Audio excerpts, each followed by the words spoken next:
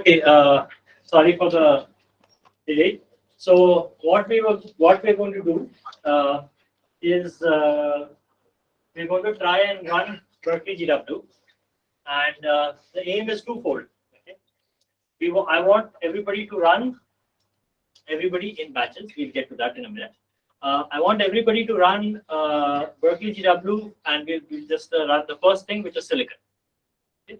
So the idea is we want to get the band structure for silicon with the quasi-particle. So, when you run silicon in DFT, you get a band gap of 0.5, 0.55 eV, right? So 0.6 eV or something like that. So what we'd like to do is fix it with the GW corrections and end up with a value of about 1.1, 1.2-ish, right? Depending, because you're not converging the calculation, but at least just to see how it all works. Okay. Now, given what I said in the morning about how expensive this entire set of calculations are, right? We will have to do this in batches, and not everybody can run together. Because what we have access to is an 8-core machine. And if I run on an 8-core machine, then nobody else can while I'm finishing, right? So what we would like to do is to stagger everybody one by one and run it. Better yet, what we would like to do is, we would suggest is that we make batches of 2 rows, right? So in 2 rows, I mean, the idea is not that you sit alone in a row and try to get everybody out of your row, but rather that you bunch up together and form as few batches as possible, so that everybody can see it being run. I will run it once, and we will go through the presentation, and I will tell you how it is run, and you will have access to this presentation, right? Somebody in the group can run, and we can just do 1, 2, 3, 4, and whatever it is in terms of groups, and then we can see how it. And you can run it further again in your free time. That is essentially the idea. So what I will do first is take you through the presentation one by one, and for time purposes.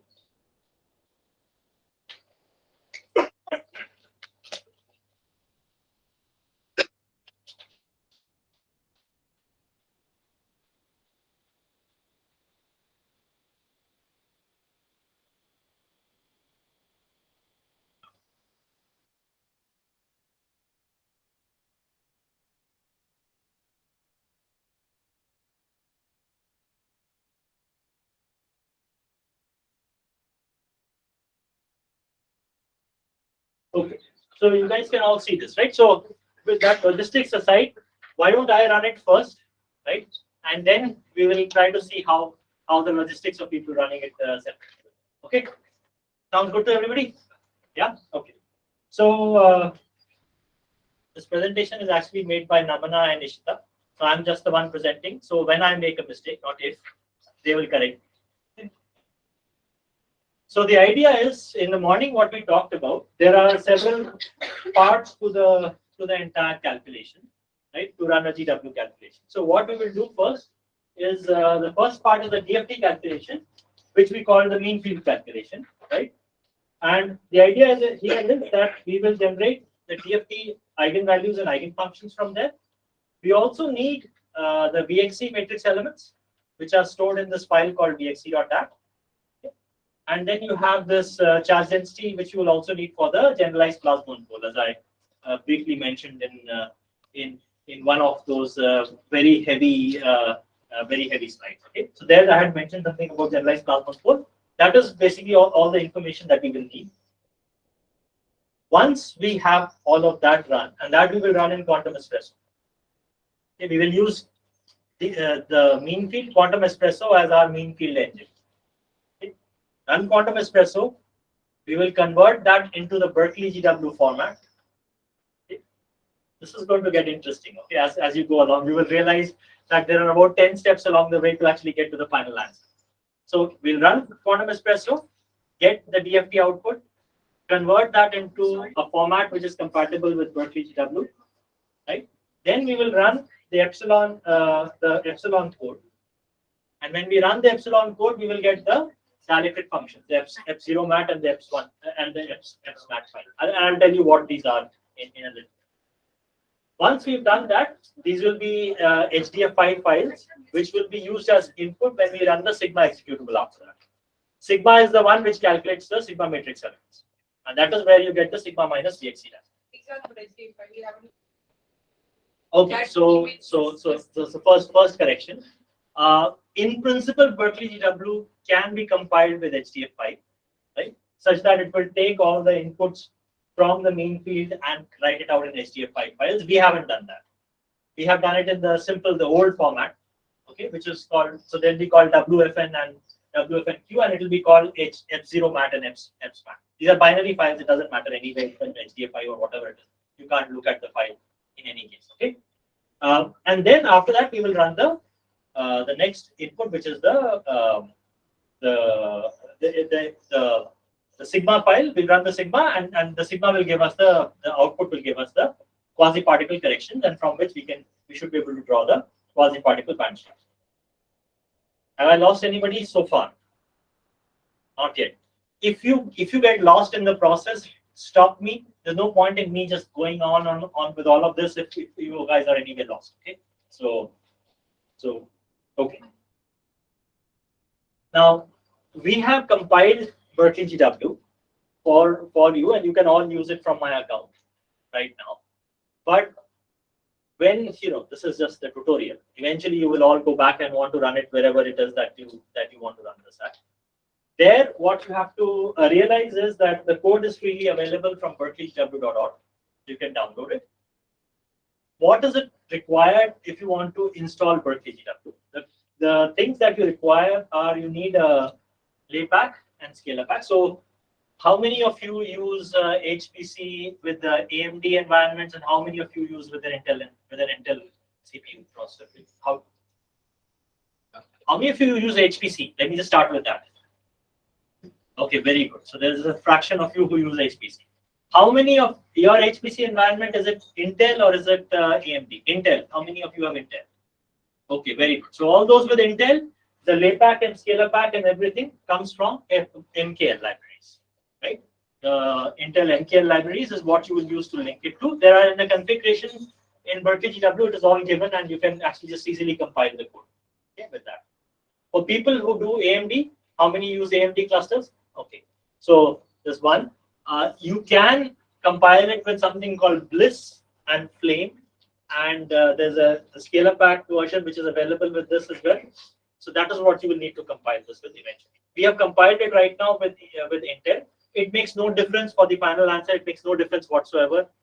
The nice thing about Berkeley GW is it is tested on all of these things, and it should, in principle, work. The operative word being should. The best way to do it is there's a test suite available with the code. Once you install it, you should run the test suite to make sure everything is working properly. How do you compile the code? Yeah, this is make all flavors. What are the flavors? This is not the flavors I was talking about in my talk. These are flavors this calculations are very expensive, right? So you use any symmetry that you can. Okay? If you have inversion symmetry, your mean field wave functions can always be written as real instead of complex numbers. Does everybody understand what I just said, or no?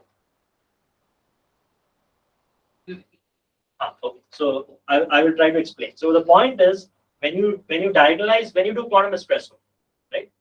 When you solve when you do quantum espresso calculations, when you write the wave functions at any k point, right?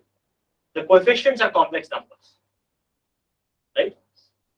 If you are doing, if your system has inversion symmetry, and because you also have time reversal symmetry always present in your system, you're not breaking time reversal in any of these, you can make sure that you can write your wave functions as real if you have inversion symmetry.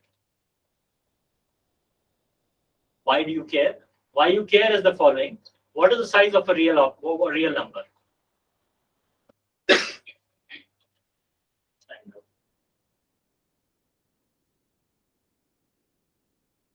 So what is the size of a real number? Size of a real number meaning what is the, how many bytes is it? For real star 8. 8 bytes, right? Double precision. Okay, all done this, right? Have you guys done any computational physics course?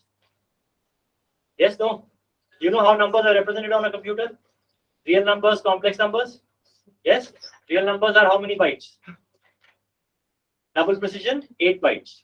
Right? Complex numbers are, you need two numbers, the real part and the complex part, right? So it is 16 bytes, which means if I have zeros, I'm doubling the amount of storage that I need for absolutely no good reason. I have to read it, I have to process it, I have to do everything with twice the amount. If I could write it as real, I might as well write it as real. Okay, that's why there is a part of the code which takes care of the.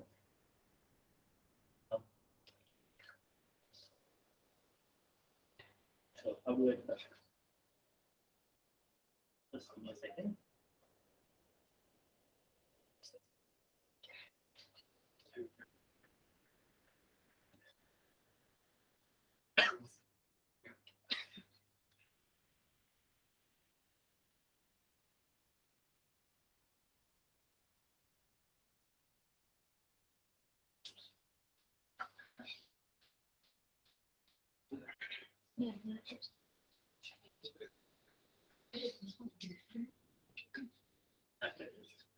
That's one.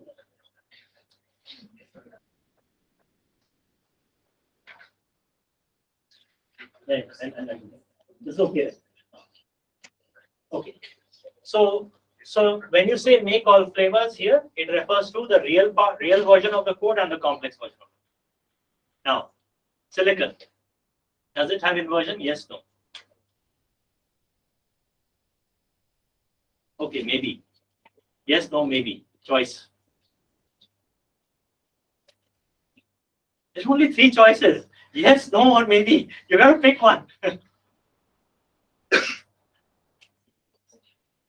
Maybe. What is inversion? What is the structure of silicon? FCC. Is it it's a FCC structure with a 2 atom basis, right? Where are the atoms? 0 and point. Quarter, 1 quarter, 1 quarter, 1 quarter, right? If I do minus 1/8, minus 1/8, minus 1/8, and plus 1/8, plus 1/8, plus 1/8, right? Yes. Minus 1/8, minus 1/8, minus 1/8, plus 1/8, 1. Distance between the atoms is the same. Everything remains exactly the same. But the origin then is a center of inversion because the 2 atoms are exactly the same, right? So if I do inversion, if I take x, y, z to minus x, minus y, minus z, I hit exactly the same atom. Yes? So silicon has inversion. If I go to a system like gallium arsenide, what is the structure of gallium arsenide? Same as silicon, but the atoms are gallium and arsenic. Does it have inversion? Because, it's a different atom, right? So it doesn't have inversion, right? So because silicon has inversion, we will use the real version of the code. Okay? Most, well, okay, not all, but most systems that you do may not have inversion. So you cannot use this real version. You have to use the full complex version. The reason why we use real, it is faster to run and it is quicker to, and it uses less memory and less everything and less. So if you can use inversion, use it. It's better. Okay. Yeah. Everybody with me so far? Okay. So to compile the entire package, you use make all flavors. You have to build specific parts of the code. You can look at the document. Okay. Now there was a question in the morning that Ravi was asking me about Q grid and K grid. So what are these? What is this thing about Q grid and K grid? So as I wrote out, actually I should have seen this. Maybe these guys added it after the presentation, but you can see that if I set G equal to 0 and G prime equal to 0, these are the two G and G prime equal to 0, right? Then what matrix element am I calculating? It is just the overlap between the U's, right? It is just the overlap.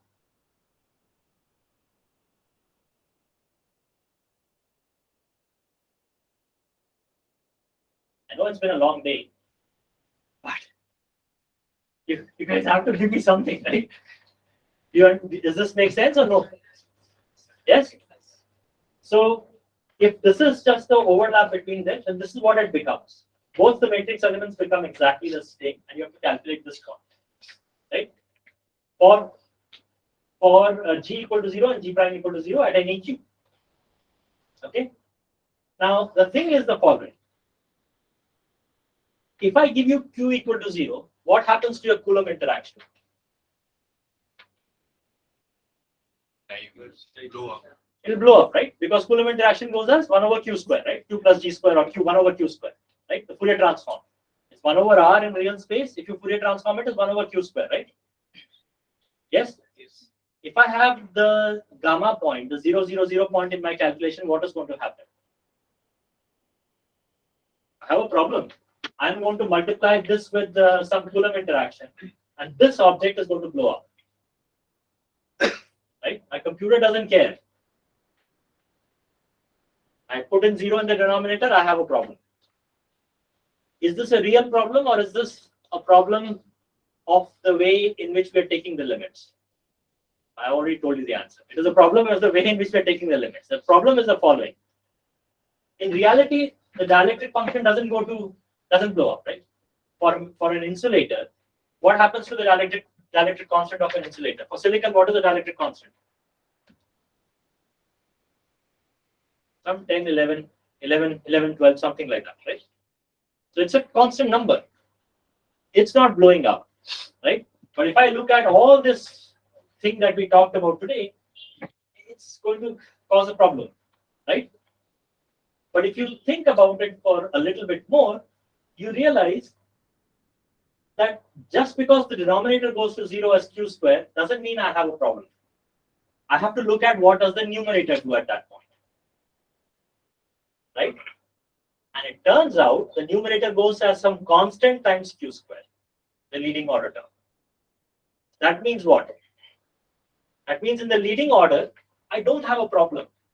It is just that I'm doing a 0 by 0 when I'm doing the calculation very naively by putting 0 in for Q equal to 0, right? Yes, no, maybe. Yeah. So what do you do if that happens? What can you do? You can use the Lhopitals rule. That is one way to do it. But this is on a computer, right? So we can't use the Lhopitals rule. We can't ask the thing to calculate the derivative.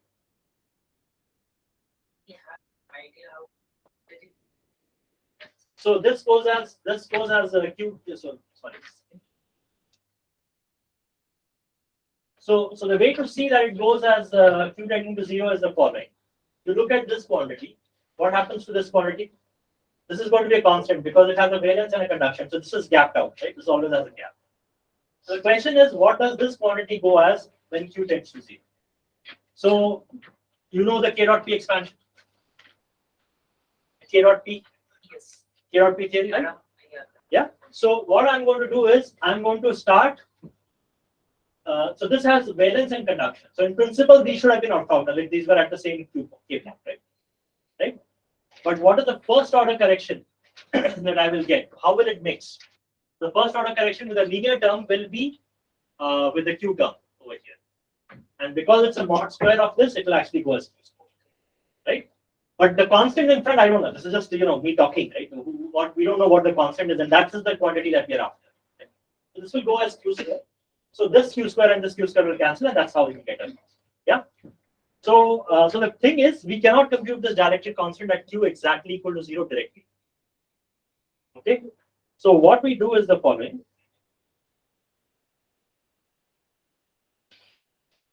There's a smart way of doing it, which is what you do in mathematics, which is you use the Lhopitals rule, right? All grown up on Lhopitals rule, right? Or Lhopitals rule, as I used to call it, before I realized that there's a French name and somebody told me that it's Lhopitals, right? So the point is that if you look at that, you are supposed to take the derivative with respect to Q, and that and the both of the derivatives will cancel out, and that will take care of everything, right? But the problem is, on a computer, I don't know how to take the derivative numerically. So what I do is the next best thing, which is I don't calculate it at Q exactly equal to 0. If this thing goes as Q square, right? right? In the limit as q tending to 0, if the limit is well defined and it goes as q square, I can do at a very small q, where the denominator doesn't go to 0 and the numerator doesn't go to 0, but hopefully it is not so small that I'm not actually trying to calculate 0 by 0 on a computer, but rather a small number by small number on a computer. And hopefully my algorithm is stable enough that it gives me a reasonable answer. That's what the trick that people use. Does that make sense to everybody? So I will not compute this at q equal to 0. I'll need to compute it at a finite. Okay. So that is the reason why there are two separate files. One is the epsilon at q equal to 0, and the other is at epsilon at all the other q's. Because all the other q's, I don't have this issue, and I just close my eyes and do the entire calculation, and it will be just fine. Okay. Now, so what do I need to do to compute this at any q? What do I need?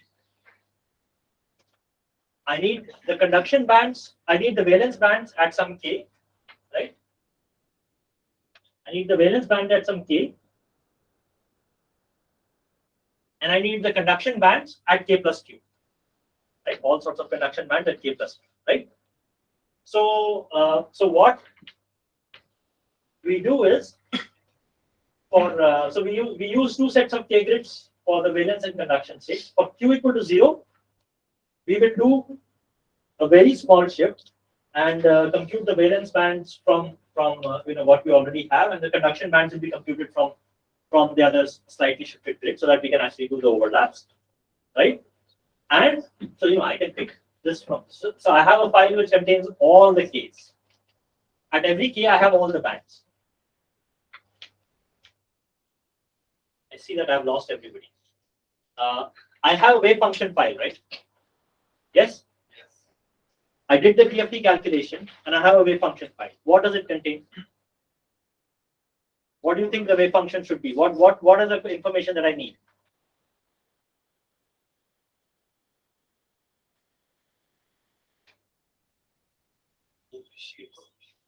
Huh? The coefficient. But what do I actually need? I need the wave functions at each k point, right? All the wave functions at each k points, and I'm storing them as expansion coefficients in plane waves, right?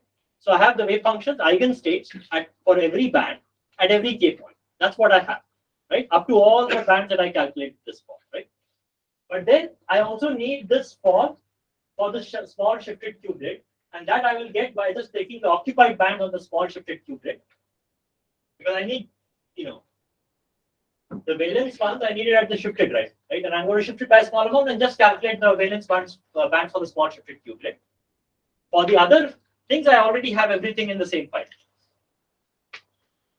right? Because I have all the bands, occupied and unoccupied, in the same file, so I can always read from them.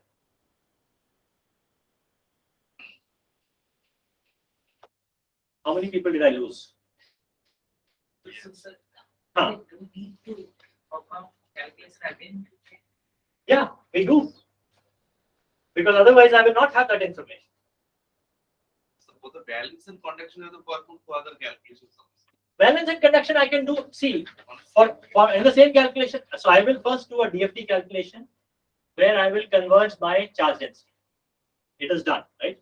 Now I need a finer grid on which I want these all these things to be calculated. So I will do an NSCF calculation with that charge density. Okay, but I will do for a large number of unoccupied bands as well, occupied and unoccupied, and I'll write that out to a file. But for doing the SCF calculation, SCF I only need the occupied. No, I don't care. The unoccupied, what is the ratio versus the balance of the conduction? What is the ratio for doing the epsilon calculation? So this is a parameter I need to converge. Okay. So a typical parameter might be for silicon, for example. In this case, we are going to do 29 or 30 unoccupied bands. 30 unoccupied? Yeah. That's nothing. For silicon 30? Yeah, that's nothing. That's the reason why silicon can be run in a minute. Because it's a Green's function, right? At some level, there's a sum over all unoccupied states. My Hamiltonian size is of the order of, because it depends on the size of G space, so it'll be of the order of 100, 200, and so on. I'm only computing 30 eigenstates out of that. I can compute 300, 100, 200, 300, 500, depending on whatever my wave function cutoff is. I'm computing only 30, right? That's another way to look at it, right? But typically, in more realistic systems, you will actually need to compute many more than 30. You will not get anything reasonable with 30 eigenstates. How do we decide that? Is it like contingent? You keep increasing it till you're blue in the face, and you cannot do it anymore. And then you say, you know what, this is what I did, and you write that down in your paper, and you say, this is what we did it with, right? But more seriously, typically it depends on, you need about eigenstates up to about 10 Rydberg above your Fermi level. 10 Rydberg. Yes. So the denominator is 10 Rydberg, which is what Priya was asking, right? Priya was saying that you have a denominator term and it should cut off things, right? This term. This will cut things off. Why do you need so many? But it doesn't. You will end up typically needing about 10 Rydbergs. Now you can't use any like interpolation scheme. For the unoccupied states, so so that's actually a very good thought. In fact, for sigma, what we have is, I was trying to say this to Tanushri, I don't know if you guys understood that. Remember, I showed you this expression for the static answer, and I said the static answer did not depend on unoccupied states. Right? You can actually, there's a completion of states. So what you can do is, you can do the static answer without using unoccupied states. That's the exact answer. Right? Then you can say, if I can do n bands, what is the answer with n bands? Right? Clearly, this answer and this answer will not match. I need to keep increasing this. But I can do something a little bit smart, and I can say the following. The difference between the static answer, the correct static answer, and the unconverged static answer with respect to bands. That difference times 1/2. And don't ask me about the 1/2 because it will take me another 15 minutes to explain why the 1/2 comes in. But you take that and you add it to the actual thing that you're doing. So you do the GPP, whatever you're doing, up to some, let's say, n bands, right? You do the static up to the same n bands. You know the static exact answer. The difference of these two multiplied by 1/2 plus this thing is a very good estimate of your exact answer. If you converge your exact answer by increasing the number of bands, you see that it converges to this thing. And there's a very good physical reason for why this happens. Just would rather not get into it. But there's a very good reason. You can read this. There's a paper that we've written on this called the modified static remains. Right. So the idea is, for the self energy, there is a way to actually extrapolate from whatever you have. Right. For epsilon, there is no good way to extrapolate from wherever you are at, and you really need to do some reasonable number, which means you do the best you can. Right? Typically, you can say of the order of 10 Rydbergs is very good. I said 10 Rydbergs. 10 Rydbergs is 130 eV above the Fermi level, right? That's a lot of states. That can be a lot of states, right? You don't start there because it's very expensive. So you start with something smaller, half of that, and hope that day is your lucky day, if you wish, or keep increasing it and make sure that it doesn't change your answer. There's, you can put an error bar on it, right? But that's the way to do there are some estimates depending on what the cutoff, screen Coulomb cutoff is and what this is. But at the end, those are overestimates and you still have to do the calculation. Does this give you some sort of an answer? Does this tell you that you don't want to learn this stuff? This is too complicated? This is how you have to do this, right? There's no other option, unfortunately. Yeah. So does this idea of the shifted Q grid and this K point grid, does this make sense? So in a normal K grid, so I will have wave functions, let's say, at some points, right? So what are the Q points that I can do? Only the difference between these, right? So if I sit at one point in the grid and I take the difference to all the Q points that I have in the grid, right? I sit at one K point and I say, okay, I have a grid around me. What are the differences that I can find to all the other k points? Those are my q points. Right? In your DFT calculation, you have a gamma centered grid, right? Yes? This is exactly the q grid. Because what do you do in a gamma centered grid? You basically find a grid which has the zero, the smallest differences at 0, 0, 0, right? That's exactly your q grid. Right? Except we will not take the 0, 0 point, we'll take the slightly shifted point, and that's how we do. Does everybody understand? For the others, you will have, you can have any k grid you want. It doesn't have to be, the k grid doesn't have to be gamma centered. There's a very important distinction to understand here. The k grid doesn't have to be gamma centered. K grid can be anything. It's any uniform grid. But in any k grid, if you sit at any k point and you say, where are all the other k points around me? They're always on the same grid as if you were sitting at the gamma point in the original. Okay.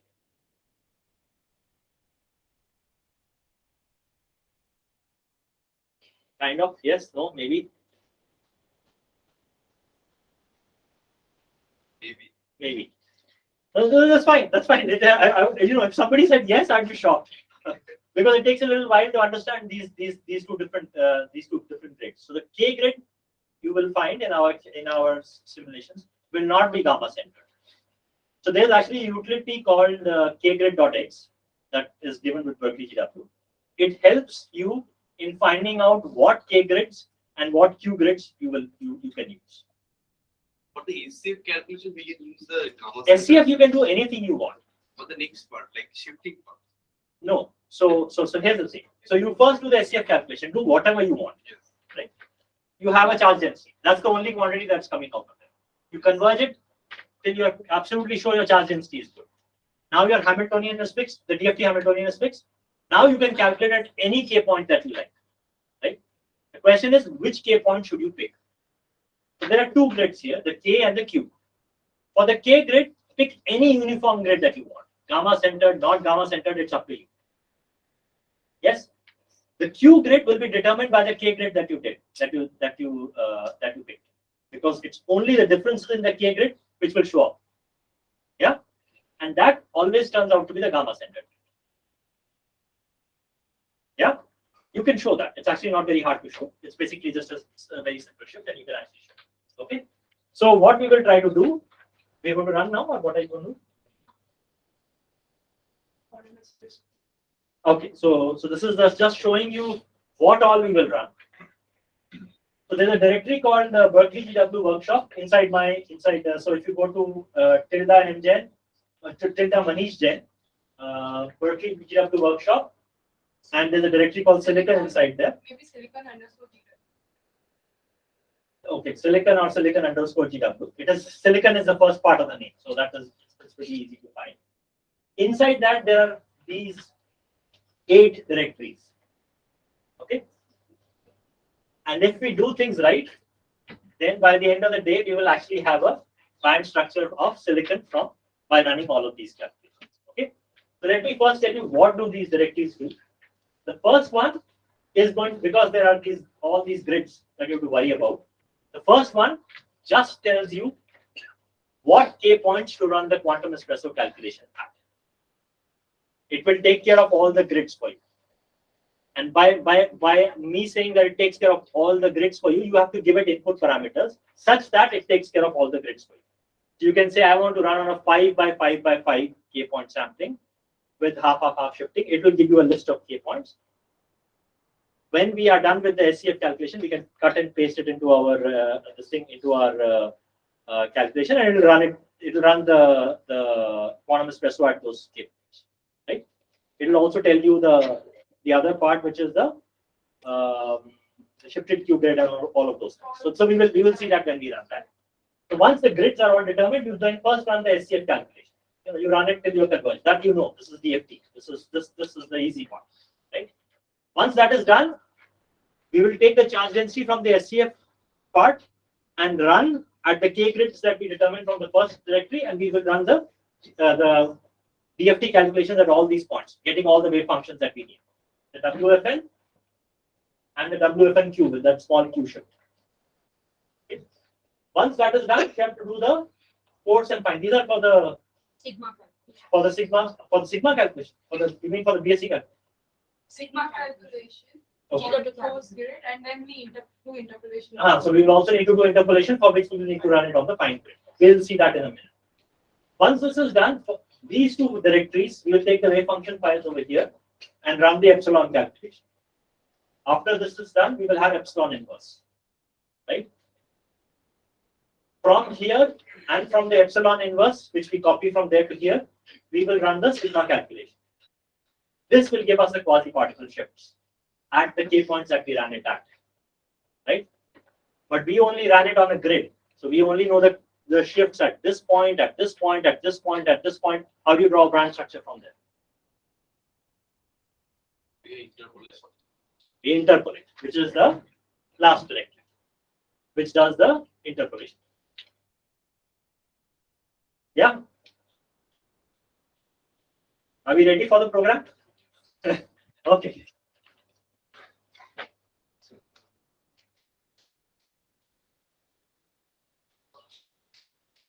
Actually, so what I would request for now is that everybody log out.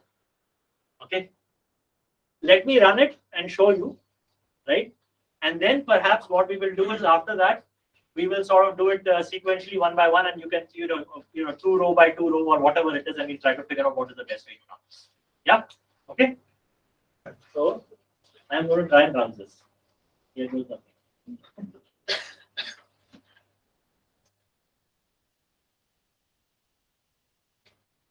Can you guys see?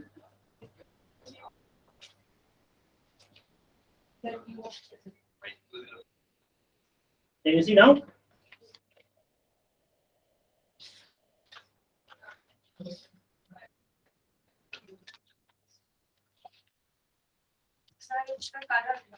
Yeah.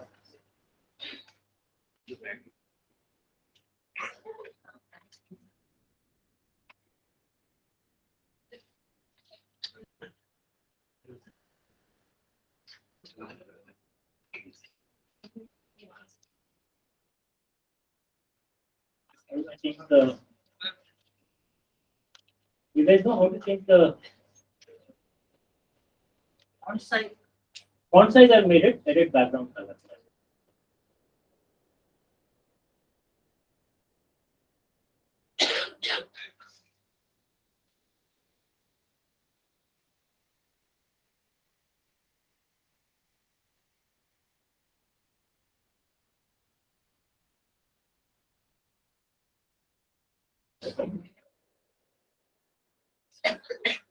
This is good, right? Now it's okay, right? Yeah, good. Okay, so there was nothing. So how do I run this?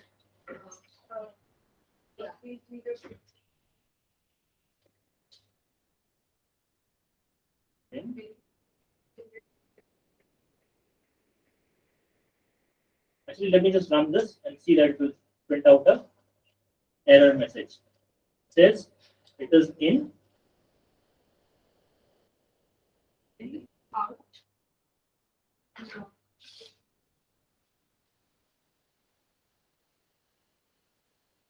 So that was quick. What went in? Let's see what went in. So we are running silicon.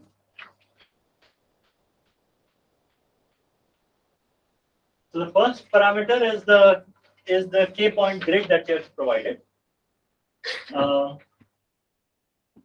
Second one is the shift. The third one is what? The Q shift. Okay. The Q shift, and this is the structure and the FFT grid. Why do we need all of this? We need this to get the symmetries of the grid correctly. In Berkeley GW, because this costs a lot of time and effort, you want to take care of as many symmetries as possible, right? So the reason, so there is actually a format by which you have to actually give the input for all of this. There's a documentation for this. Okay, so I'm not going to go through the documentation. These are lattice vectors. This is the two atoms. First kind of atom, the position of the two atoms, and the FFT grid. And false is, I think, related to whether it is time universal symmetry has to be used or not. Right? That's what it is for.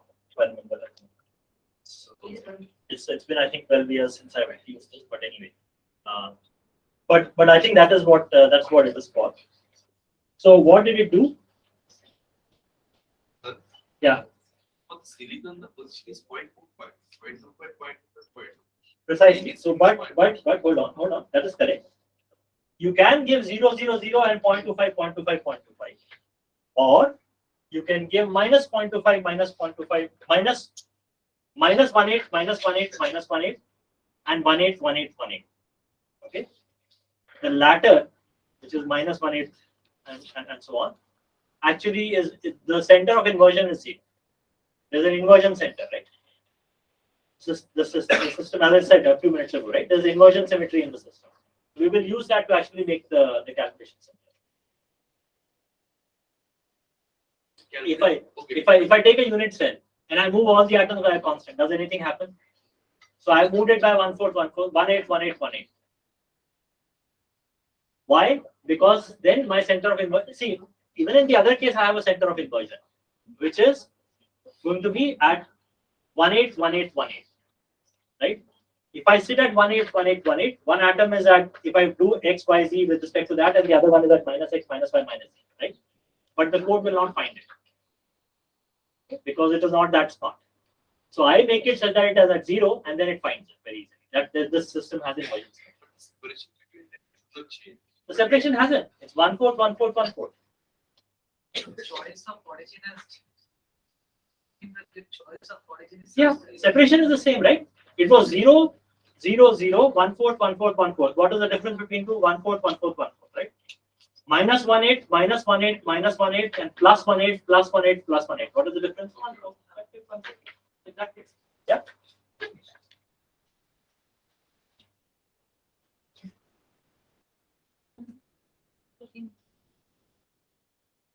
Okay, so once it does this, it actually finds all the lattice vectors. It finds all the symmetries that were present in the system.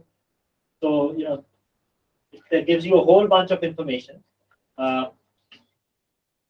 Really a lot of information. But what you really care about, if you believe the code, is that it tells you that these are the irreducible points in the Galois. Okay, but this, if you look at it, is not in the quantum espresso k-point format. Yes. So to make your lives easy, so let me just actually show you, because we had a 5 by 5 by 5 grid. 5 by 5 by 5 should generate how many? 125 points, right? Yeah.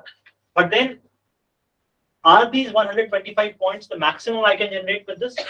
I can apply the symmetry operators to all of these points and generate more points out of it, right? And also reduce it down. So these are all equivalent, right? So it is using symmetries to actually reduce it down correctly.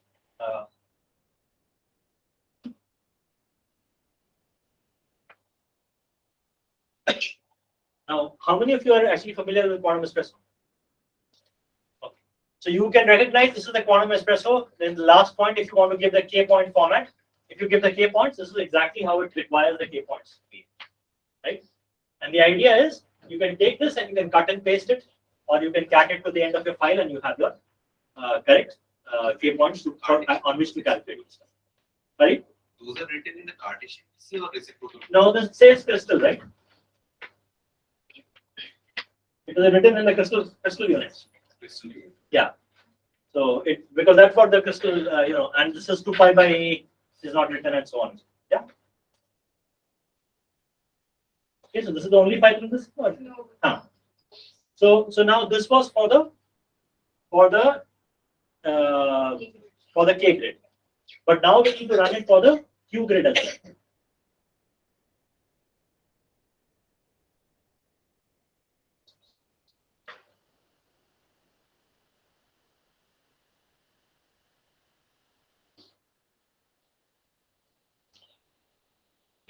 This looks a lot like the other one, except if you notice, everything is the same. This is the small q vector that has been added over here. Okay? This is to make sure that this business of divide by 0 that I was talking about, right? So now a grid corresponding to this has been generated, so that if I run on this grid, I will get all the points that are needed when I do k plus q and q tending to 0, so that I can just take care of it. Okay. Then I need to run the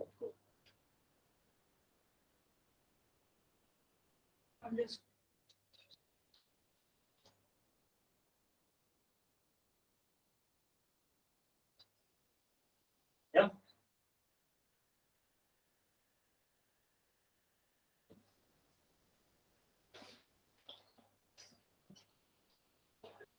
So this is because because when I do the calculation, I want the I can choose my k grids to be shifted and whatever else. But when I calculate sigma, where do I want the sigma? Silicon. What are the points that are the most interesting points? Gamma point for sure, right? Because that's where the top of the valence band is, right? So that better be in my grid because that's where I want to calculate the self energy, right? So this will make sure that it is there. Okay, and then and a whole bunch of other points. I think the end points and everything, whatever points I want, I have to put in over here. Make sure that it is covered. Then what else? That's all. Fine is also there, no? No, fine.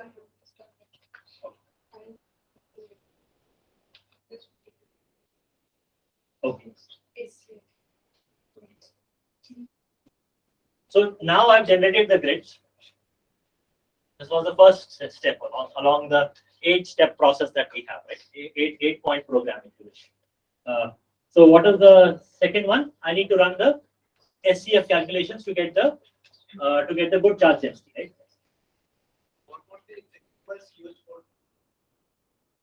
It is called kgrid.x.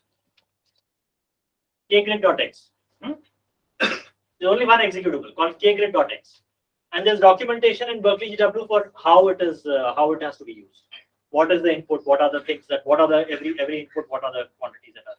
It's in the slides as well. By the way, maybe I should show the slides. Okay, it's all written here. Maybe I should follow this and then run it.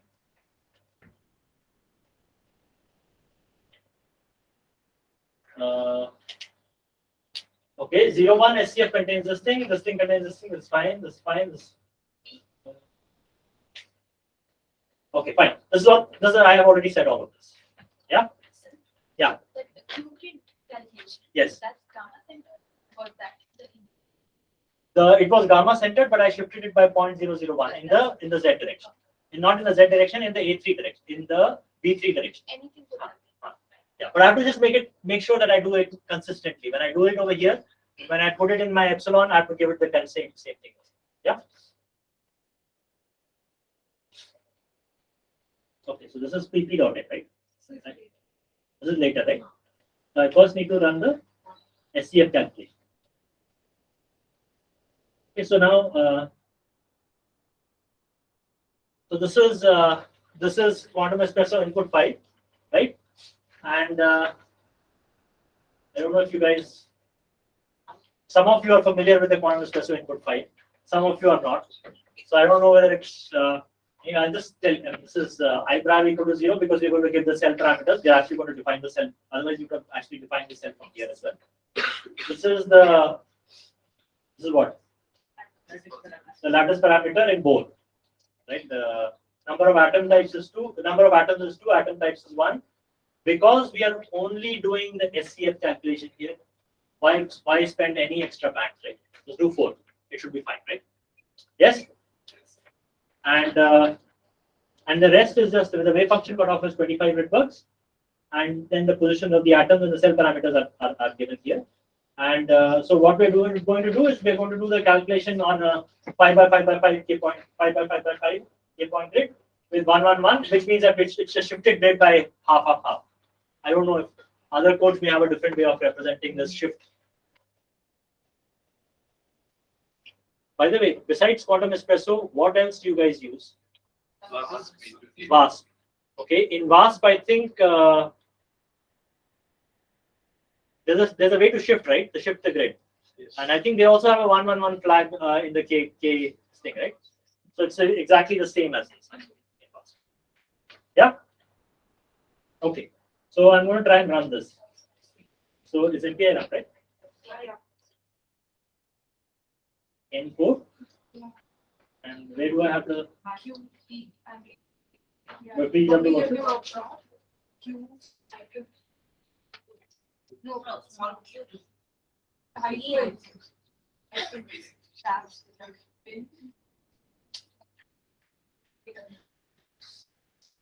Input.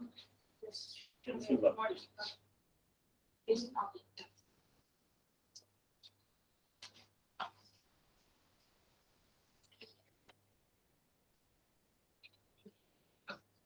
is taking longer than I thought it would. Somebody else running something of it.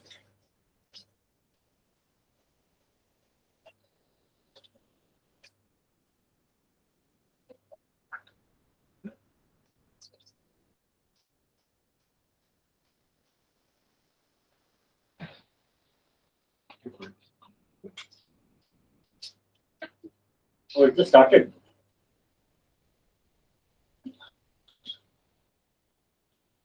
Okay, start. Okay, so this is done, right? So what is the important quantity from here? Charge density. And in quantum espresso, the charge density is saved in this inside the save file, as far as I know. Okay. All right.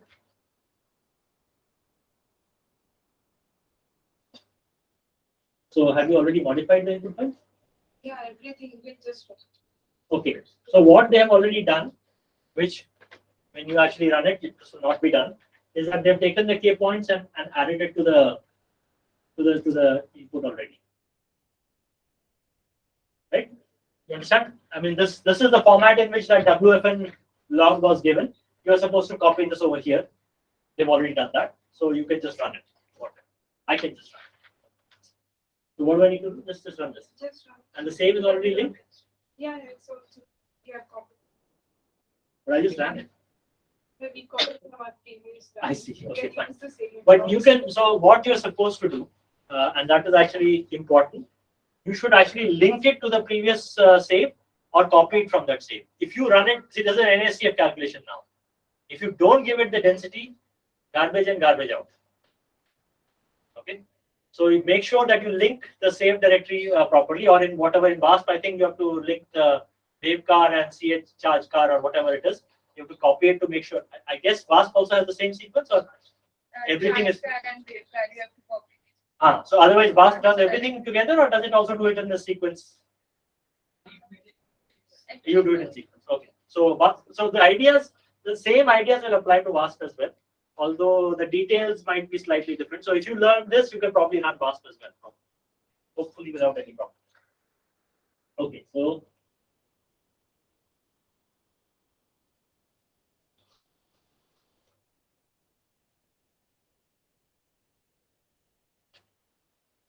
Sorry?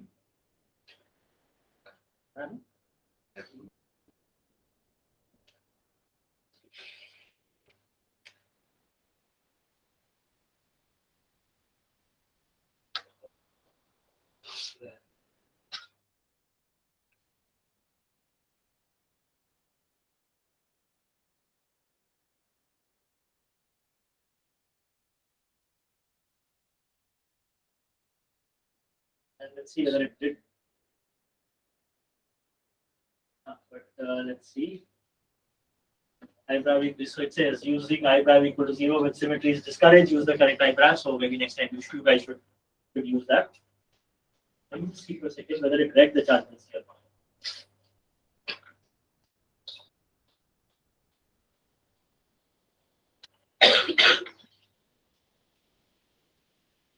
Yeah. So it says potential recalculated from the file. So you know that it actually used the correct charge density, right?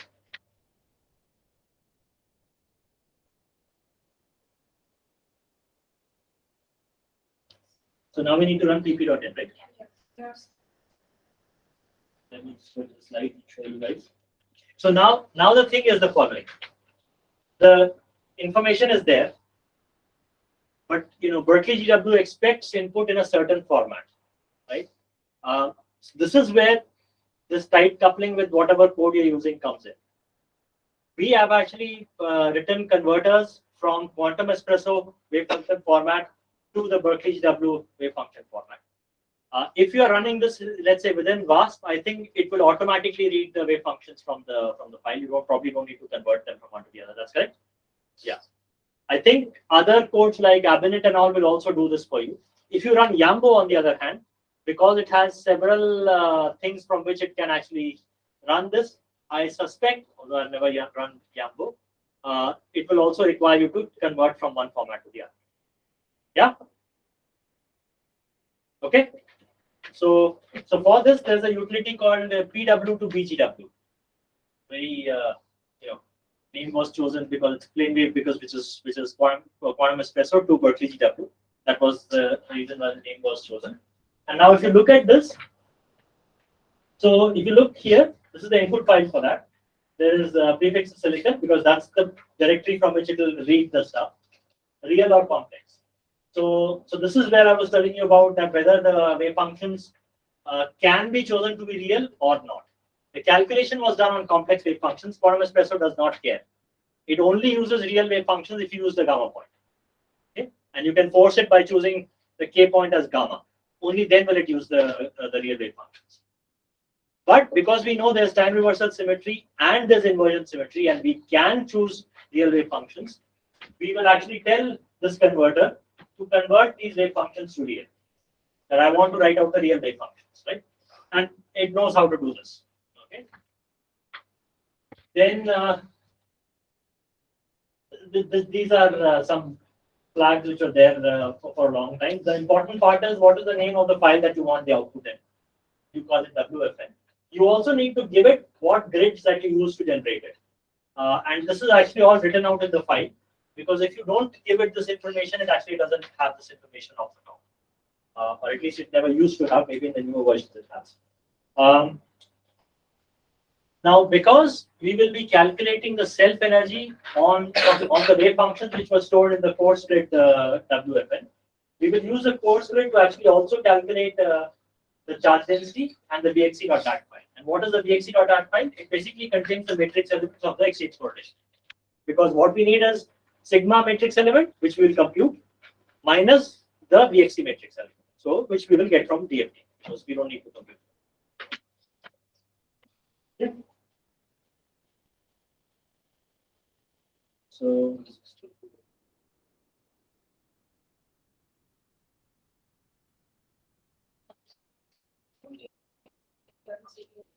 that's okay. Yeah, I think it's a good idea to always run on the same Windows processor. At least that's what it used to be, but maybe that is.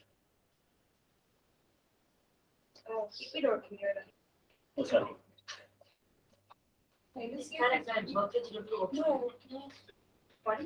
Yeah, it's in quantum espresso. But it is in Berkeley GW workshop. Yeah. Yeah. And in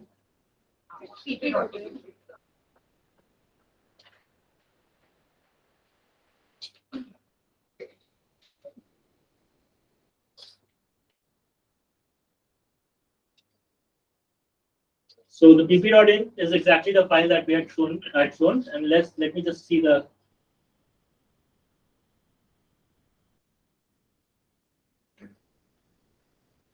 It's doing nothing. All it does is it will collect all the information from the wave function from the save file. Oh, by the way,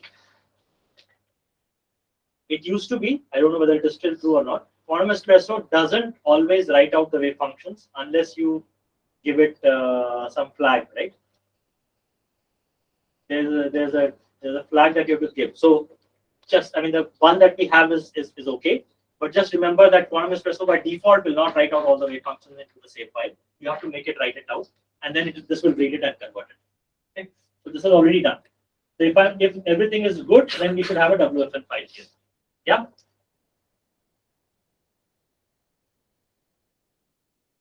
So now we are at 0.3. And in 0.3, we run exactly the same things. Right? pw.x? No, first you have to generate your run the NSC. Yeah. NSC. But that's the in, right? I'm not running pw.x, right?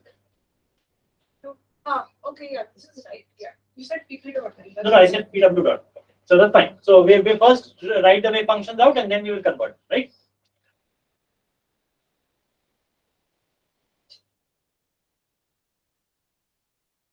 So again, the file has already been fixed, but you could actually take it from this thing to actually the k point list has to be taken from the WFNQ dot out or dot log. One of the two. One has in the right one. Out dot out. Okay, so this is done.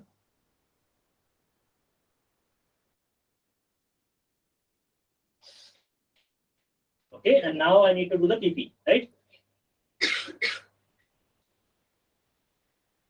Yeah.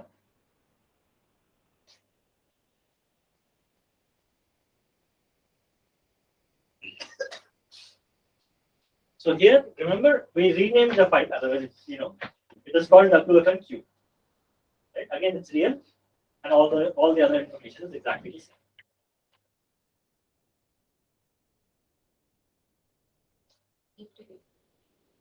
Okay.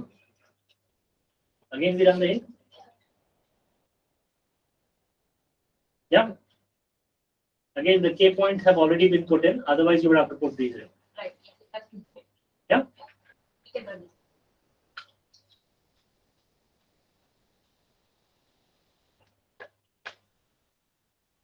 See, these are very, very quick calculations, right? It doesn't seem like it is taking very long. Now the PP, right? Yes. PC or data. Okay, that's good. That's a good one. So this one has the same stuff as before, except I also wanted to write out the charge density, and I want to write out the VXC matrix elements because this is the points at which I will calculate the self energy. Yeah.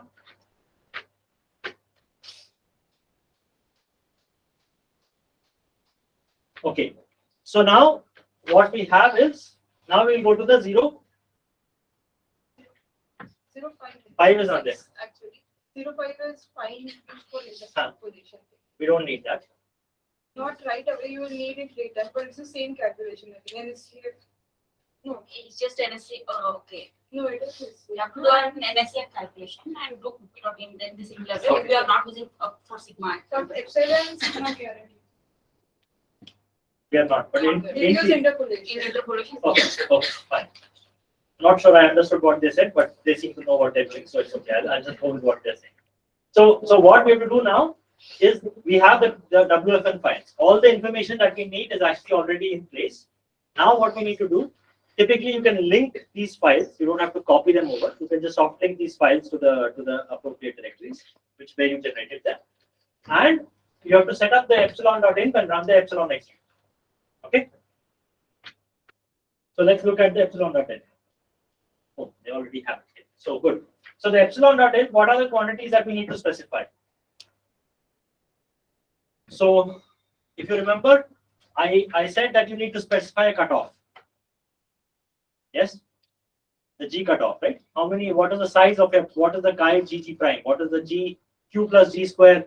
It is less than this quantity, right? It is not this is not the DFT calculation, but you have a separate G cutoff here. Can it be the DFT thing? Sure. Does it need to be the DFT thing? Probably not. Typically, the epsilon by about 10 Rydbergs, 10, 15, 20 Rydbergs, depending on if you're doing TF transition metals and so on. By 20 Rydbergs, it actually comes down to it becomes the chi naught becomes close to 0.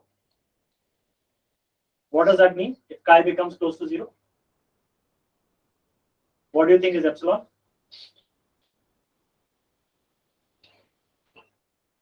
One. Epsilon is 1, which means that the interaction is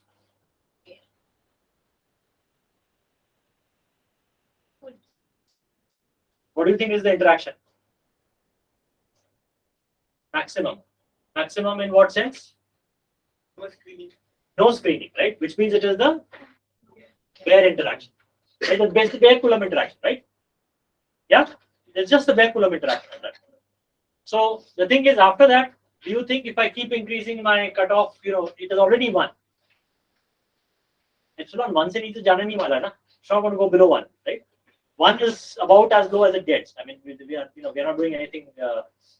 So for us, the epsilon is going to stay at 1, right? So we don't need to go anything beyond that. We just at that point on, we actually assume it to be 1 from that point. The code automatically assumes that to be the case. Okay, so we don't need to do anything beyond that. Yeah. So about 10 Rydbergs for most semiconductors, simple semiconductors without any complicated d orbitals and stuff that is mostly already been done. It's about 10 Rydbergs is a good number. For transition metal oxides and stuff, you can go up to 20 or 25 Rydbergs is typically a reasonable number. Yeah. Yeah. Are there any relation for number of bands with the epsilon cutoff? Yes, there is. So typically what you need is the number of bands to be such that, so if you, let's say, if you have epsilon cutoff about 10 Rydbergs, right, then you need bands of about up to 10 Rydbergs, roughly. So there is actually a very simple estimate you can do, which is the following. If you ask the following question, if I look at in DFT, if I look at, let's say, the 10,000 state in a small system, in a solid, right? What do you think it's going to look like?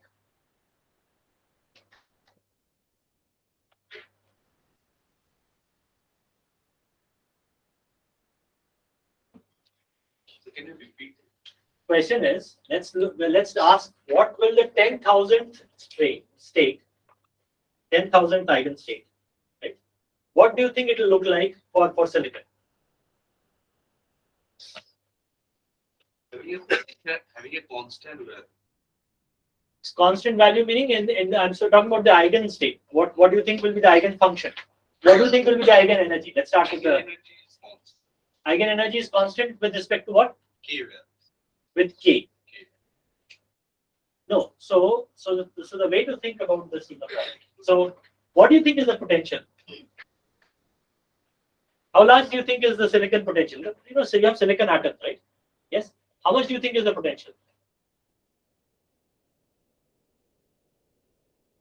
1 Rydberg? You think 1 Rydberg is okay? The size of the potential, maximum, minimum, about okay? Yes? Yes, no, maybe. Yes. Yes. Yeah? Let's say 1 Rydberg, right? 1.5 to whatever it is, right? If I'm at 100 Rydbergs, what do I see? Expressionless bands. You're flying in an airplane. You've flown all in an airplane, right? Do you feel the ground? Do you see that there's a mountain below and there is a thing? No, right? It doesn't matter. It's a free party. It will look more or less like a free particle, except that it has to be orthogonal to all the states below. That's the only thing that will cause any information from below to come up, right? Right? But by and large, it should look like a free particle wave function, right? Now, can somebody answer what will be the energy of this state? Constant.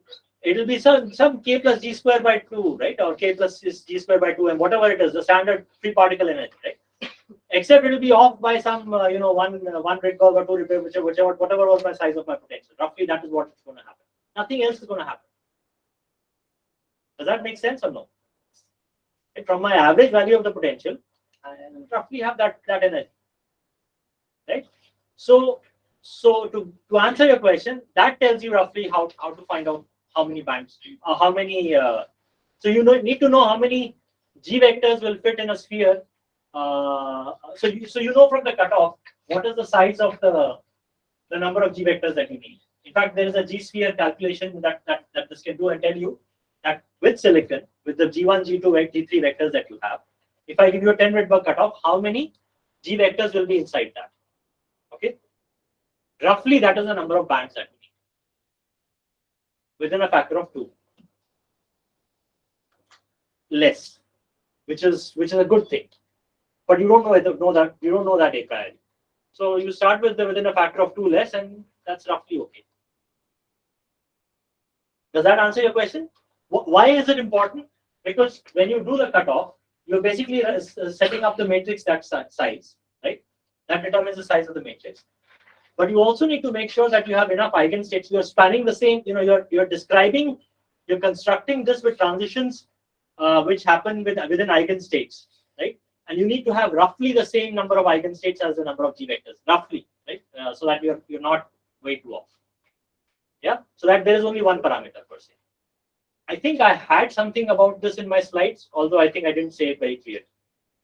Yeah, if you go back, you'll see that I have something about this in the slides. And that is what I was trying to say, if I didn't say it very clearly. Yeah. So now that all of this is ready, we can run the epsilon calculation, right? We can run it. Oh, exactly. Sorry. That's important, right? So that took care of the first argument and the second argument, right? So now we need to calculate we need to do the epsilon at certain Q points, right? That's what we said. Phi naught was what?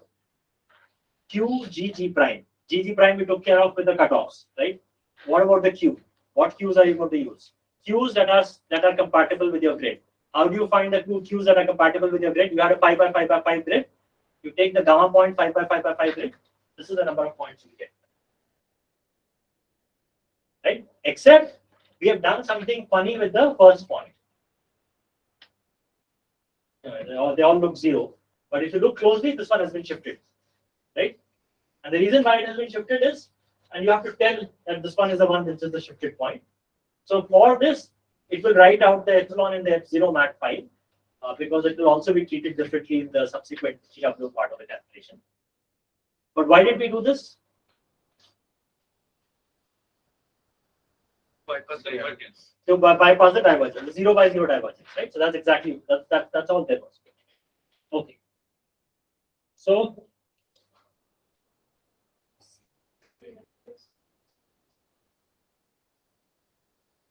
okay, so they have already linked the files. I would normally what I do is I do just soft link it. Okay, you don't have to copy it. Do you understand the link, Ellen? Yes? You guys all know Linux, right? Yes.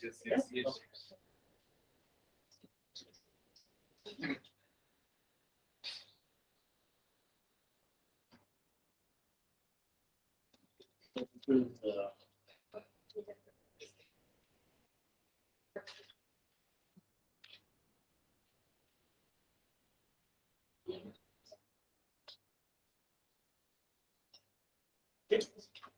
By default, epsilon will assume that your input in epsilon dot in, right? By default, it will assume that your file name for WFN, the wave function is WFN, and for the shifted ones is WFNQ. So if your file is you want to call it something else, and sometimes you might want to call it something else, soft link it to WFN and WFNQ, and then it will be fine, right?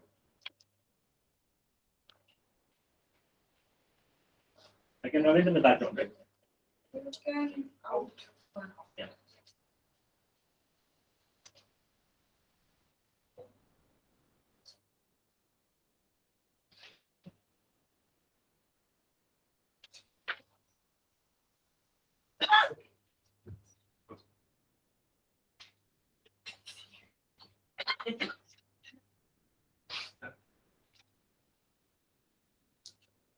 And started yet. Done.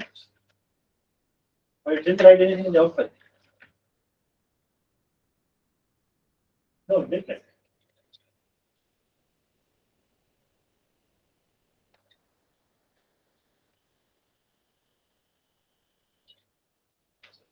No, it didn't.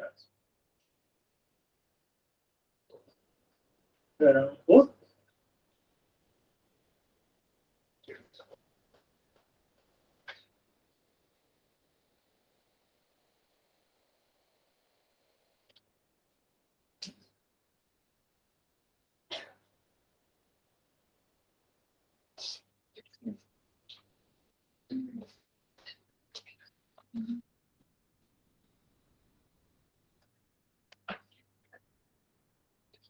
It did. Huh?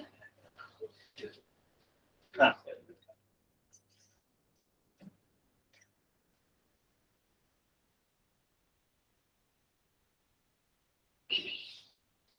Okay, so the way you know you're running Berkeley GW is because when it starts out, it writes out, it takes a long name. So we spent a lot of hours, right, making sure that the donkey comes out correct, right? So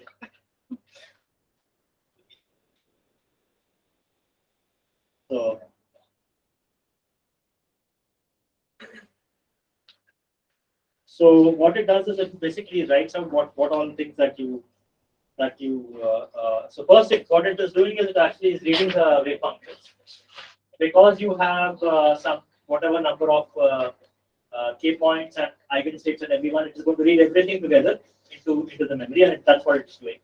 And after a lot of consternation, we actually got it to write out that that is what it is doing. The reason is, when you do large systems, you will find that a large fraction of your time will be spent in reading and stuff. It feels like a criminal waste. You have the whole supercomputer to your access, right? And all you're doing is reading a file. But I don't know an alternative. So unless you have HDF5 readers with parallel readers and so on, this is going to be a problem. And as the file sizes become large, you're going to spend time, half an hour to an hour, just reading the files. We have tried to make it as fast as possible with the HDF5 files. Okay? That's the reason why we moved to HDF5. So if this is an issue, just go to HDF5, it will become better. But I wish I could say that it goes away. I don't think it goes away, right, Naman? So, because there is only one disk platter on which there's a file, and that platter has to rotate, and information has to go. And there cannot be two disk readers unless you have some fancy file system and so on. So you're going to spend a lot of time in trying to read this information. In this case, it was just 0 seconds, which is very good, which means that it was a very small file. Okay.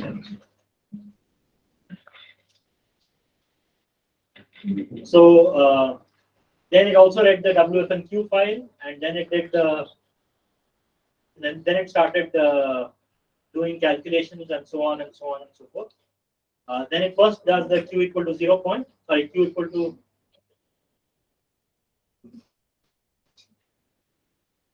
this is already Q equal to. So first it does the Q equal to 0 point. I mean Q approximately equal to 0 point, which is this point with the shifted Q point, and it does the calculation for that, and that information is written out in FSMAT, and then it just goes through the list, whatever Q points you're given, one by one, it will do the calculation. By the way, for every one of these, what it will do is it will write out the head of the epsilon matrix, and after inversion, what the head is. Let me just see if I can find it.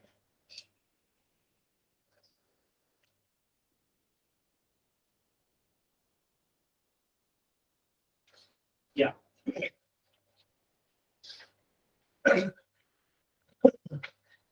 So you can see that what it thinks is the dielectric constant of silicon is 14.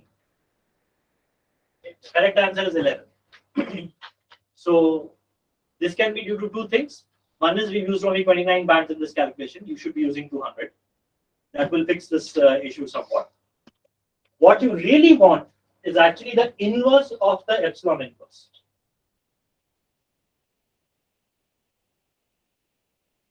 Inverse of the epsilon inverse is epsilon, right?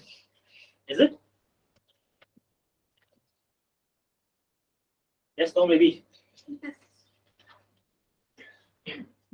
If I take the epsilon matrix, invert it, right? Take the head element and write 1 over the head element. Is it the same as the original matrix?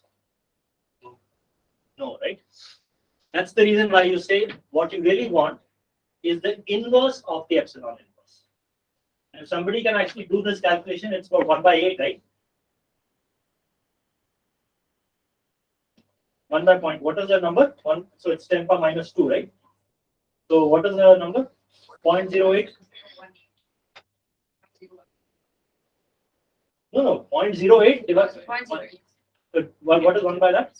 1 by 0.08.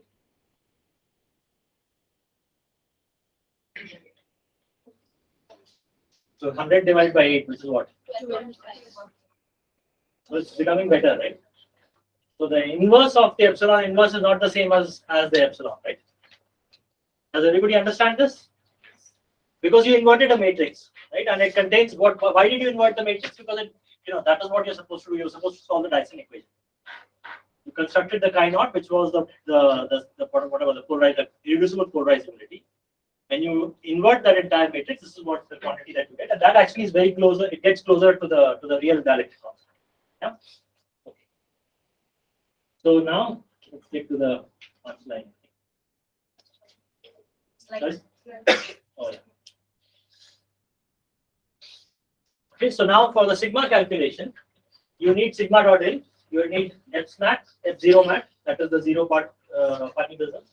You need the wave function inner as to where you're going to calculate the self energies, and you need the rho and the vx.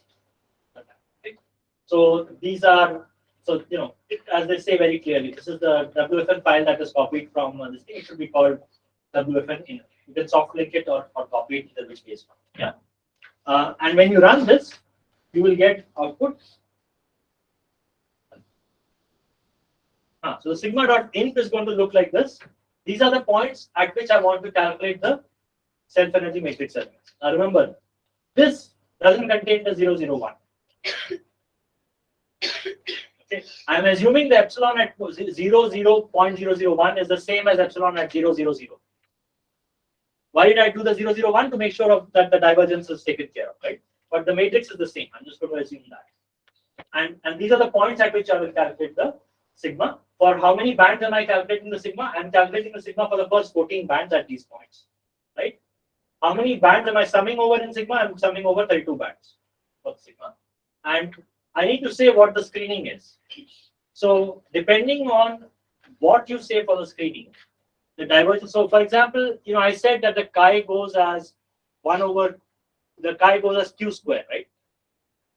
But the v changes if you have a 2D or a 3D truncation, right? So for example, let me ask you a very simple question. If I give you a slab, if I give you pure 2D interaction, right? 1 over r, what will it give you?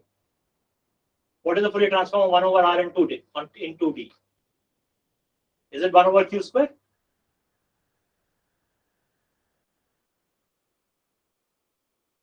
Yes, no, maybe.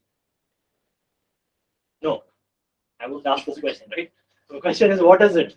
It's 1 over q, right? In 1D, it goes as log of q, right? So this business of divergence and so on, how it diverges, changes depending on what kind of a system you're doing. If it's a quasi two-dimensional system and you do truncation of the Coulomb interaction in the third direction, which you can do, then the nature of the divergence changes, and you need to tell sigma what we use, right? We are doing 3D semiconductors, silicon, gap semiconductors, everything, whatever I told you, this is fine. So you can just run it with that.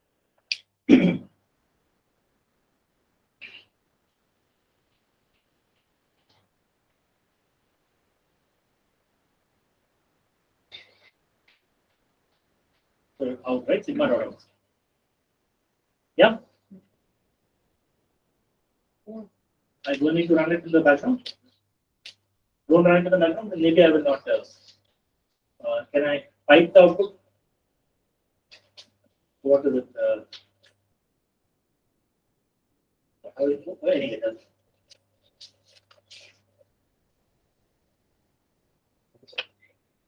okay.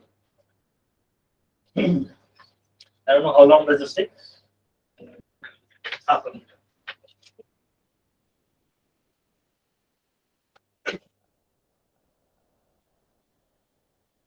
So I had 3 examples. I think we got through one. So after this, we had an example of a metal, which is sodium. I think we didn't do the example for benzene, right? For a molecule.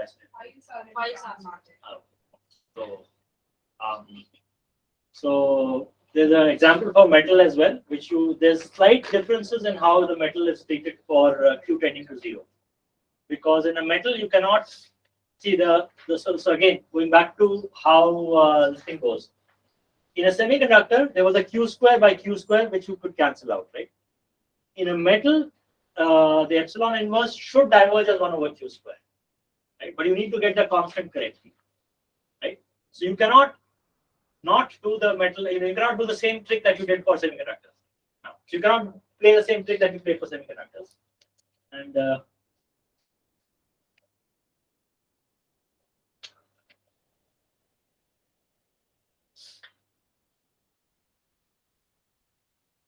so what it is reporting you is the unsymmetrized values and the symmetrized. Always take the symmetrized values. Okay, and what it tells you is the following. So, like that, for example, at the gamma point, right? So it tells you what this is the band number. It started with minus 5.8 electron volts, right? This is where this thing was calculated. The sigma was calculated, which obviously, and then the linearization and all got done. This is the VXC matrix element for this band. This is the exchange, the bare exchange, the Hartree-Fock exchange number for this band. Just the bare exchange number for this band. So exchange operators sandwiched, by these two states. This is the correlation part, which is basically nothing but the screen exchange plus the Coulomb hole term minus the exchange, bare exchange term. There's a definition anyway. This doesn't really matter.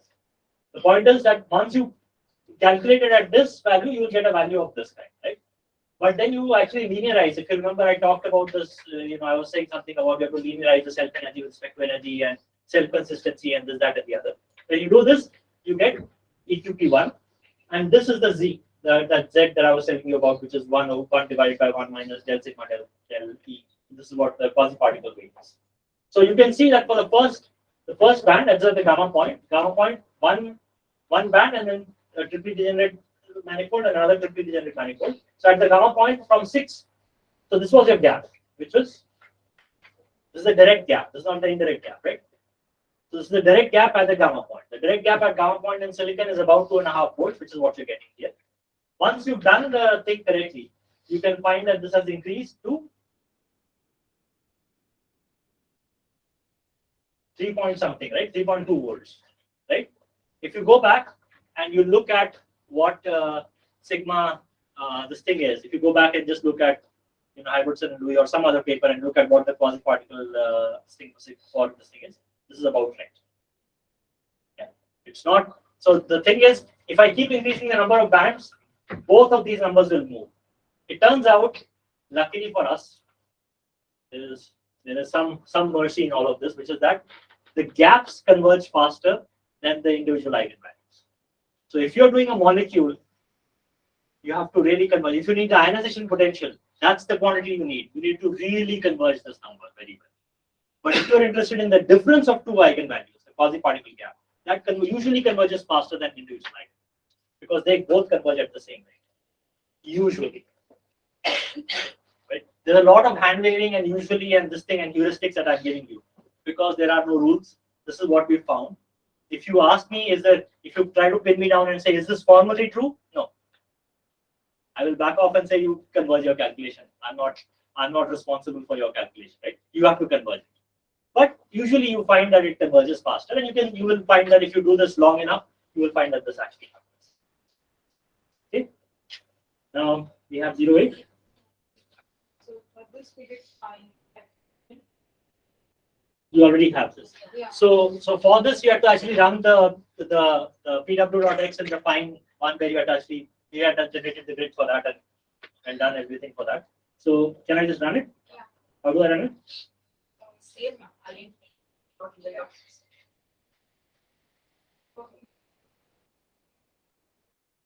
So NPRM doesn't like. So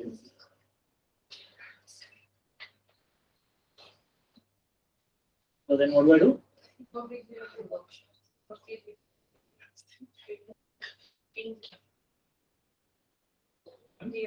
And how we talk.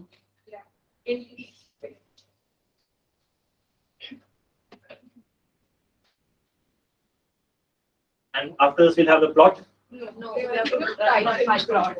Okay. So now what do I need to do? Just Python plot. Python. Will generate a Plot. Yeah.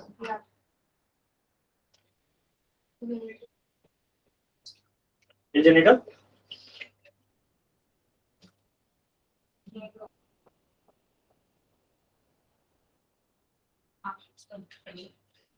It's complained a lot, Yeah, but Okay. still it does not affect.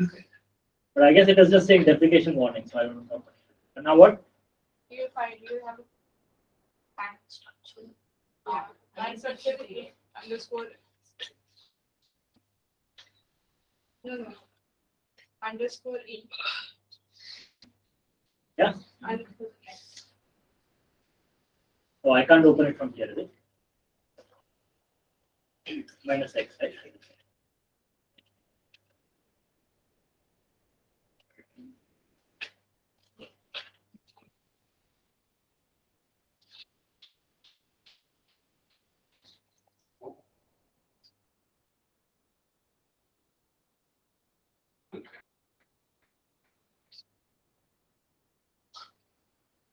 Double P.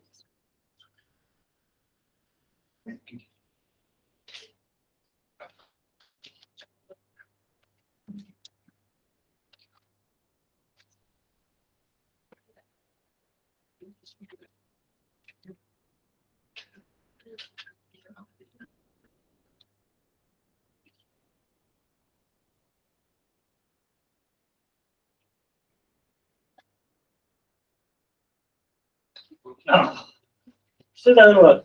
Even in the slide. Is it even? It's given on the Slide as well. The same Same. amount. Should I just do it?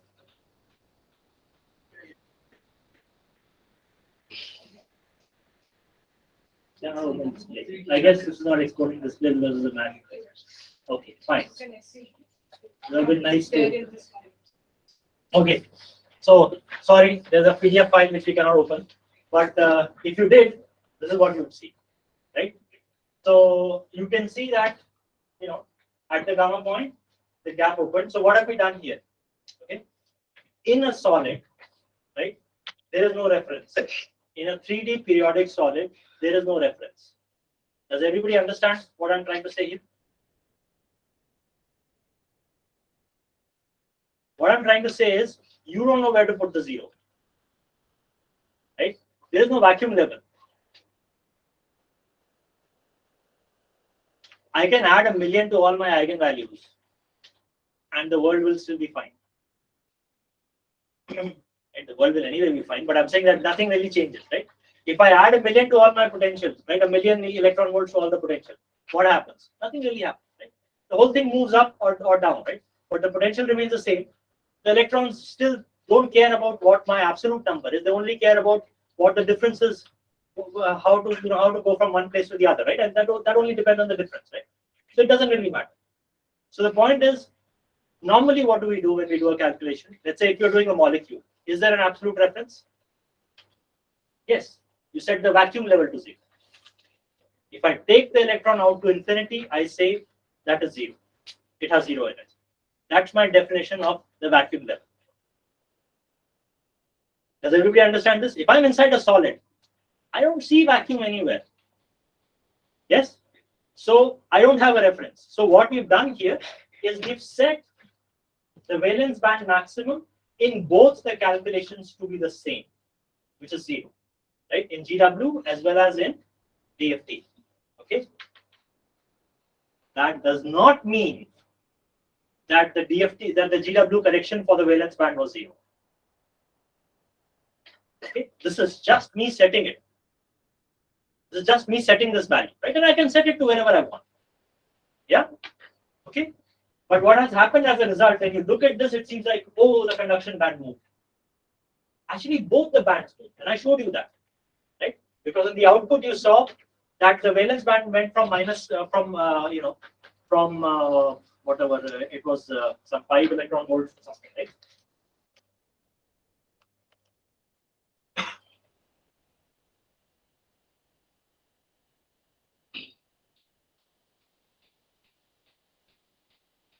Sigma dot log will have it, right?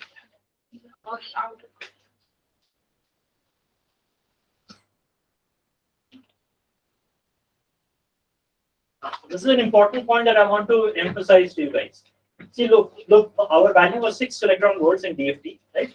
when I got done here,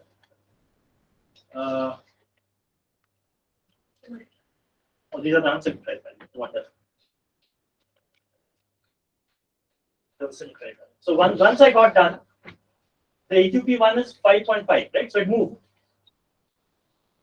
Yes.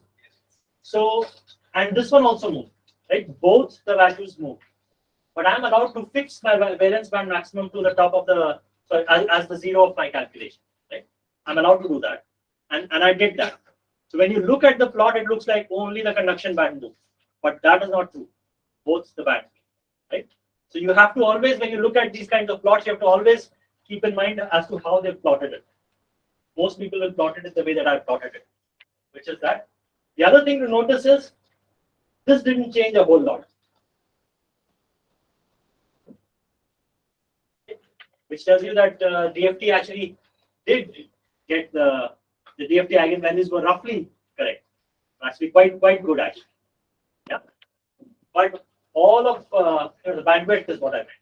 The bandwidth didn't move a whole lot, right? But the gaps actually moved up, and this is silicon, so you can look at any band structure and realize it is silicon because you see this very nice almost parallel bands. And what those parallel bands do is that this is almost like there's a lot of conditions with the same energy, and they mix very much, and that's why you get very strong excitonic features in the silicon absorption spectrum, right? Because you saw that when I showed you the non-interacting picture, there was one peak missing in that entire picture, right? Yeah, but when you do it in this way, it actually works out correctly. And let me just the BSE calculation, which I'm not going to run, requires a few more steps beyond this, which are given here, I think. So you can look at them and worry about them and so on. After you're done with the BSE calculation, you will find that the absorption the spectrum has these two features. If you look at the non-interacting spectrum, it actually has only one peak, which is also slightly shifted from here. So this other peak is purely an excitonic peak. So if you ask the question, what is the exciton binding energy in silicon? The answer is it is too small to worry about, right? It's going to be 10 milli electron volts, right? Nobody cares about silicon exciton binding energy. Right? Does that mean that silicon has no excitonic features? No, because you can see this. If you look at the non-interacting spectrum and the interacting spectrum, the spectrum changes a lot. The oscillator strengths change a lot, and therefore it is important still to calculate the BSE in such a system. Yeah. Okay, so I will not go through all the rest. So we will actually give you this entire files for you to look at. Let me just tell you one thing which I thought is perhaps important, which is the fact that in sodium, if you do sodium, so let's say you're doing a metal, right? A 3D metal, about as simple as sodium, right? Sodium is a good metal. It's a simple thing, and and everything is DFT should do a very good job over here and so on. Right? If you look at again the Q tending to 0 limit for a metal, epsilon inverse is supposed to diverge as 1 over Q square, which means, and if you look at exactly how it is supposed to diverge, right? You have to take if you don't take the matrix elements properly into account, you will actually get the wrong answer for a metal. What I mean by that is, when you are doing a metal, right, the numerator, right, because it is an intra-band transition, it is not an inter-band transition, right? In a metal, as for a small cube, what is the transition that you think about? Occupied to unoccupied, where does it go? For a band that is crossing the Fermi level. It is an intra-band transition, right? Yes? If I take the overlap matrix element, what is it going to be? Give us 0 because we are on the same band. No, it will not be 0, it will be 1. It's the same band, right? The U will be the same, right? So the leading order, the first term is 1, not 0. When it was V and C, it was 0, right? Here it will be order 1, and therefore the divergence will show up 1 over Q squared. So you have to deal with that slightly differently than what you deal with in a semiconductor. This presentation actually shows you all of that. I will be around today and tomorrow. If you have any questions, I'll be happy to help you. So when you get a chance, Please go through this and try to run it. Actually, even after that, I'll be happy to help you. If you so you have my email address. If you have any questions about the code, actually you have their email address. Better yet, right? If you have any questions about the code, you can ask them, or even you can write to me and I can answer them. And if I cannot, they can answer. Right? Yeah. Okay. So good luck. Oh, somebody has a question. Sorry.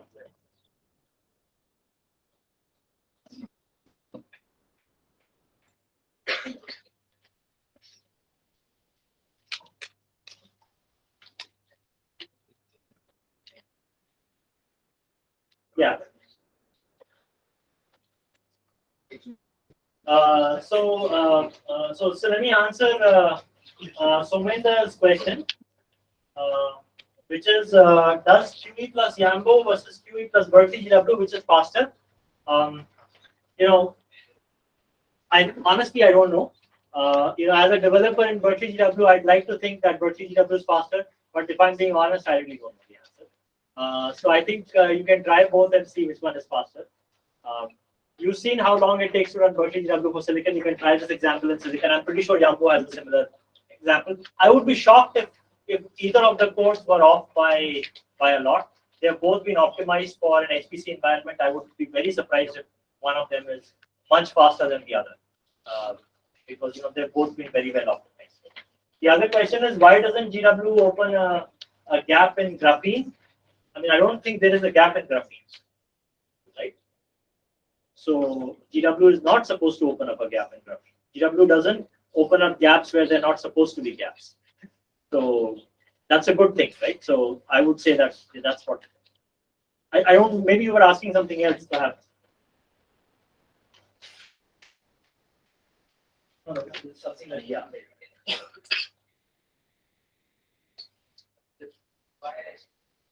By a strain, if we open up some, okay, and then if you do the GW calculation, then the answer is that okay. So if you open up a gap by a strain, then that is basically what is known as the deformation potential, right? You're actually looking at how the bands move according to the strain and so on. So GW will do the right thing in that context, I hope. Are you saying that it doesn't open a gap after you opened up a gap in bias strain in DFT and it closes the gap? Is that what you're saying?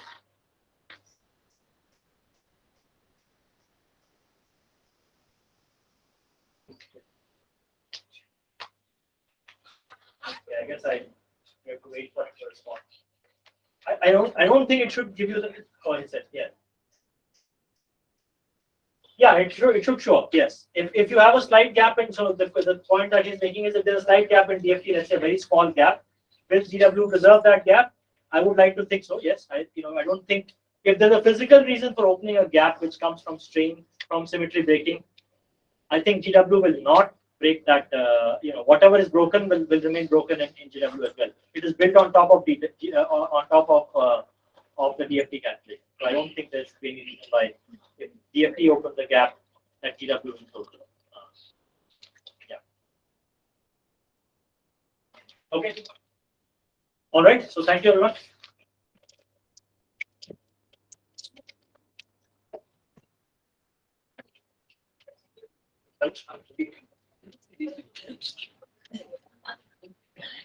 Okay.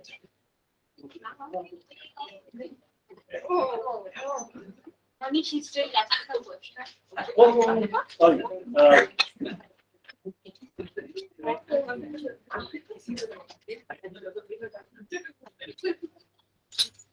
No, I don't think it's open up a gap or build a gap. Yeah.